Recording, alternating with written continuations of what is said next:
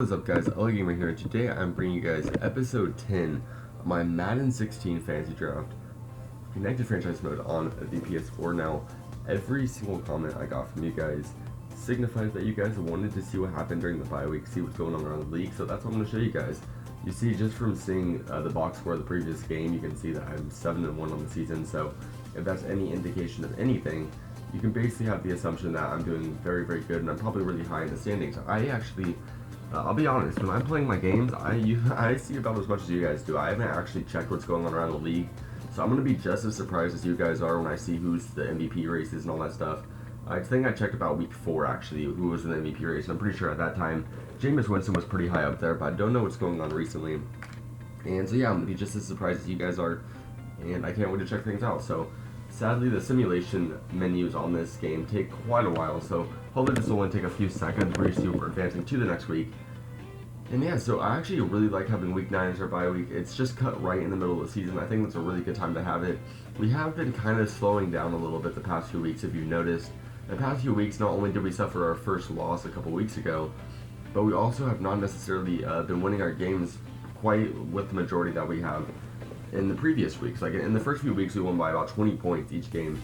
Past few weeks, we've only been winning by about 7 to 10 points. So there's been an obvious decline in some of our abilities, but either way, here's just a quick look at the roster. We'll look through each of the things and see how people are improving. You see, Jameis Winston's already an 88. We of course got Jamal Charles in a trade last episode. Our receivers are doing very well, and then cornerbacks, Patrick Peterson, a 93 overall, so he's just an amazing quarterback. Really glad I got him.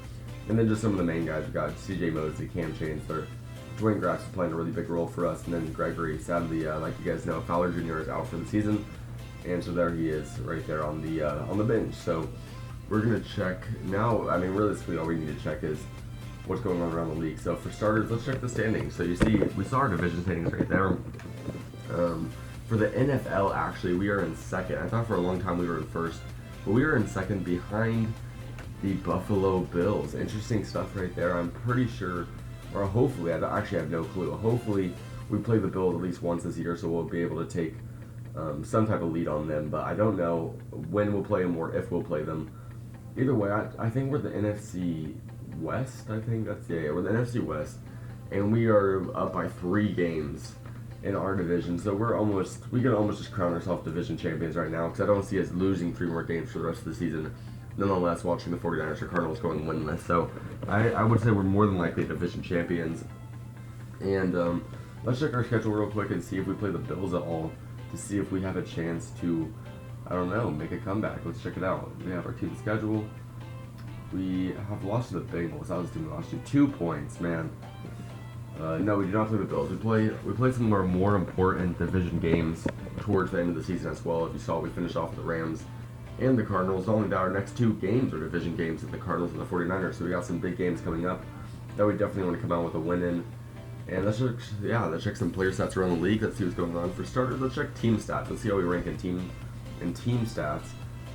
With total yards gained, we are in first. That's pretty sweet. So we're in first place for total yards gained. Passing touchdowns, we are in first as well. But rushing touchdowns, I highly doubt we're in first for rushing touchdowns.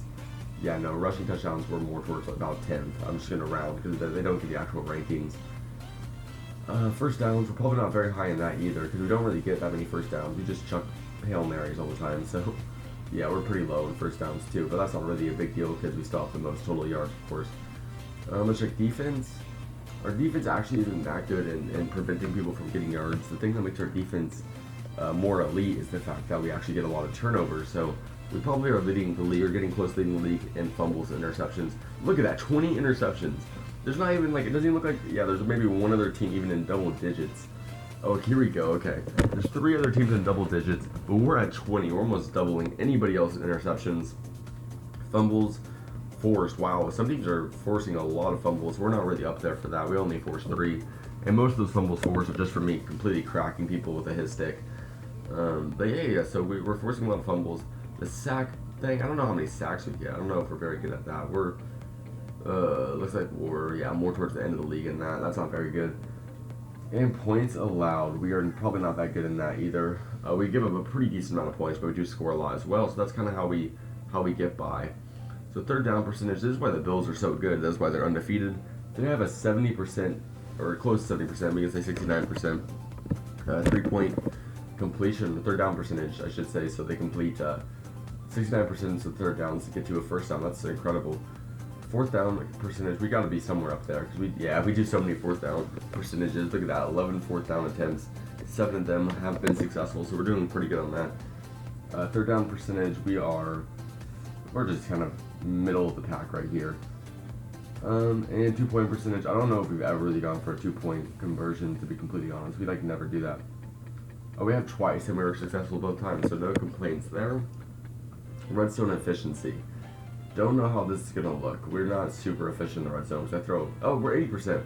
I feel like I throw a lot of interceptions, so I feel like a lot of the time I don't get red zone touchdowns, but we're 17 for 21. We actually have not settled for a red zone field goal yet. That's really crazy. In all of our red zone attempts, we've never settled for a field goal. So usually if we're in the red zone, we either get a touchdown or we throw an interception or something. That's interesting. And then our defensive percentage, I don't know if you want it to be high or low, to be completely honest. Touchdowns allowed. Oh, no, okay, you want it to be lower, of course. Okay, that makes sense. Ours is pretty high, though. Ours is second. That's not good, but for the most part, we contain them in just field goals, so that's not a big problem. And then turnovers, I don't really want to look too far into this because I already know you guys are more interested in the player stats and the NFL awards and stuff like that. I'm more interested in that as well, so I can't blame you guys. NFL, let's look at the passing. You see EJ Manuel, he's got a perfect passing rating, but he only has thrown for 62 yards, so that's interesting. Got some young guys up here that don't really play much. So the best actual starting quarterback we got Cam Newton, Derek Carr, and then Jameis Winston. Some other good guys. Tom Brady with a 14-2 touchdown interception ratio. That's very, very good. And we got Drew Brees, Eli Manning, Jay Cutler. Interesting stuff. We don't really have. Oh, here's Aaron Rodgers. I was gonna say it's interesting that he's not very high up there. For rushing, we have. I know, of course, our guys aren't going to be up here for this because we don't run the ball a whole lot. Got DeMarco, Le'Veon Bell. These are just some obvious names. Those are some really good running backs. We'll have to scroll down quite a bit to find any of our guys, so we're not even going to do that. And then receiving-wise, if we're looking at receptions and receiving yards at least, it looks like, Odell is leading the league for us. He doesn't get a lot of receptions, I don't think. Okay, he's third in the league in receptions. So he gets a pretty good amount of receptions, I can't lie. The biggest thing, though, is he gets a lot of yards, and he's probably, if we're looking at the more common receivers, look, Emmanuel Sanders and Kevin White, both are averaging 25 plus yards per reception. So if there's any evidence that I only like to throw deep passes, this is kind of it. I do throw a lot of deep passes. That's kind of the reasoning as to why they have so many yards per reception. So leading the leagues in touchdowns, we have Odell at first, Ladarius Green tied for second, and then we have to have some guys down there. I'm actually surprised. We don't throw a lot of touchdowns to some of our other players, like Kevin White only has 3. Odell, I really like to rely on him a lot when he's in the red zone, so that's probably why he has so many touchdowns. For runs after catch average, I would assume that Ladarius Green's somewhere up there, so he's 7.7. It's weird that he's not higher, because I know I throw a lot of passes to him and kind of give him an open space where he runs a lot, so expected him to have a few more yards than that, but either way, let's go to defense. Let's just see some of the more important things. Who's leading the league in tackles? We got Bobby Wagner, Gerald Washington, Clay Matthews, some of these guys. Tackles for losses, or we'll just check sacks. Oh, actually, now I want to see this. Tackle for loss leader, C.J. Mosley, with only half a sack. He just seems to stop all the runs in the backfield. So obviously, C.J. Mosley's playing a really big part in my defense. Wow, that's incredible. But for sacks themselves, Bruce Irvin has 11 sacks, and we're about mid-season, so he's definitely having an incredible season. Also have Chandler Jones, Olivia Vernon, and J.J. Watt, of course, has to be up there. Playing for the Jaguars, that's kind of interesting. For interceptions, we have Zach Brown, Cam Chancellor up there with 4, leading the league, or tied for the league lead in interceptions, so that's incredible. Awesome stuff right there. Pass deflections, we don't really deflect a lot of passes, I don't think, but let's check forced fumbles. We got some guys. So the more important thing, of course, you guys want to check these awards. Let's go into that and see what's going on over there. So we're gonna check. We could check the weekly awards. That's not even interesting. So no, we're gonna check the yearly awards and see what's going on around the league more in terms of yearly awards. And surprisingly enough, although Cam Newton has a better QBR, is playing on a team that has a better record, for some odd reason, Jameis Winston's still ranked as a league MVP above him. So we got Odell at 5th. There we go. We got Odell at 5th. Odell is one of only 2 players, including DeMarco Murray, who are not quarterbacks who are in the MVP race. So interesting stuff right there. Coach of the Year is me. So it looks like I'm competing with the Bills, not only with the MVP award between quarterbacks, but the Coach of the Year award with Rex Ryan. So interesting stuff right there. The AFC Offensive Player of the Year will be Cam Newton. The NFC Offensive Player of the Year is not even Jameis Winston, so I don't really understand what's going on there.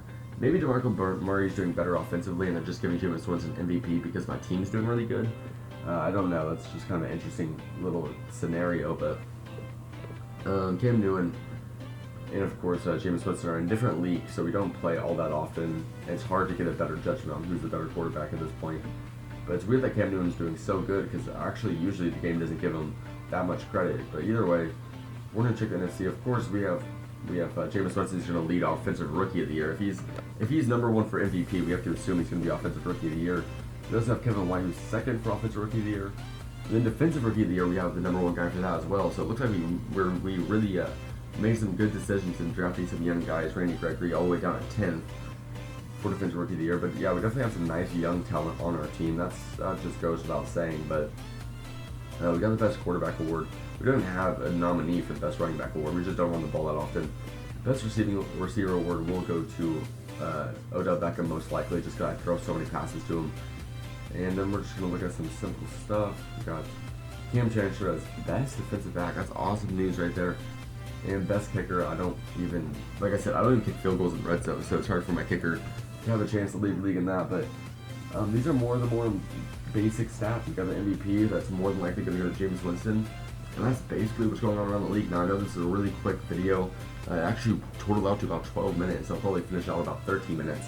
So maybe this video wasn't that quick, but hopefully you guys got a good idea of what's going on around the league. If you have specific things that you wish that you saw that I didn't show, just comment them down below, and in the next episode I will kind of recap a few more things before we get into the next game.